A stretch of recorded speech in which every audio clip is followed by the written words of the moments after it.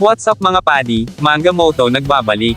Nakatapat ng clan ni Paddy Michael ang isa sa pinakarespetadong Clash of Clans streamer sa Malaysia, si PopX Gaming, na may mahigit 419k followers sa TikTok at kilala sa high-level gameplay at solid na depensa. Samantala, si Paddy Michael ng BAP Esports ay isang veteranong player sa competitive scene. Nagkataon naman na naimbitahan ako ni Paddy Michael sa clan, kaya nakasali ako gamit ang isa kong account na siya ring ginagamit ko sa tournament play. Kaya lalo itong naging espesyal, dahil hindi lang ito simpleng war, high-level matchup talaga. At dito na nga, ako ang sumalang laban sa base ni PopX Gaming. Sa scouting pa lang, halata na agad na hindi ito ordinaryong layout. Isa itong anti-air focused base na may malinaw na layunin, kontrolin ang galaw ng air troops at pahinay ng push bago makarating sa core.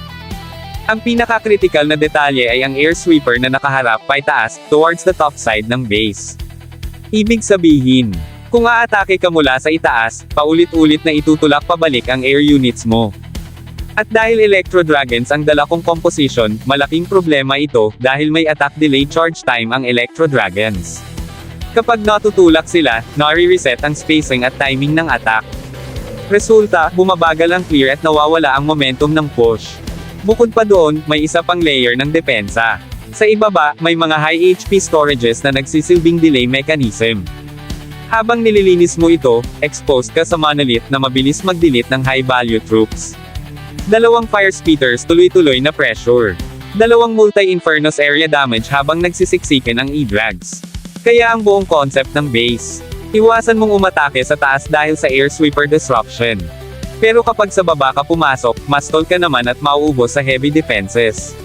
Isang classic na forced decision trap, kahit saan ka pumasok, may kapalit. Pero dito papasok ang diskarte. Hindi sapat na piliin lang kung saan aatake, kailangan mong kontrolin ang laban. Ayusin ang funnel para hindi maghiwa-hiwalay ang Electro Dragons. Saktuhan ang abilities at spells para ma-overcome ang delay at damage. At siguraduhin na hindi masasayang ang momentum sa gitna ng push. At sa kabila ng napakahigpit na setup, nagawa natin ang paraan.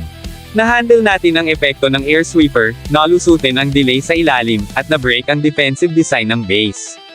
Ipinakita lang na kahit gaano ka-technical ang base, kapag tama ang basa at execution, kaya itong basagin. Ngayon, oras na para ipakita ang actual attack. Yan, subukan na natin antakin yung base ni Pops Gaming. Ito yung base niya. Unahin natin to dito sa side na to. Kaya to eh. Okay.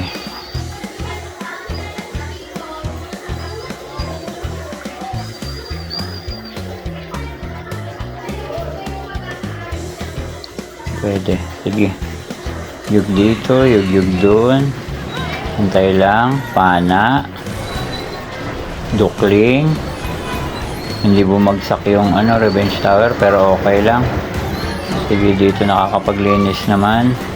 Okay, ice hound, kill squad. Okay, ice block muna kasi tinatarget na ni Guardian tsaka ni Minion Prince. Umabante na yung kill squad, baby dragon dito, tapos baby dragon din dun sa kabila. Aahon na yung kill squad natin dito. Konting tiis pa, medyo masakit na. Okay, Eternal Tome. Abante naman sila, tiis lang. Tuklig natin doon, patay na. Okay. Konting ahon pa, Revenge Tower. Okay, OG.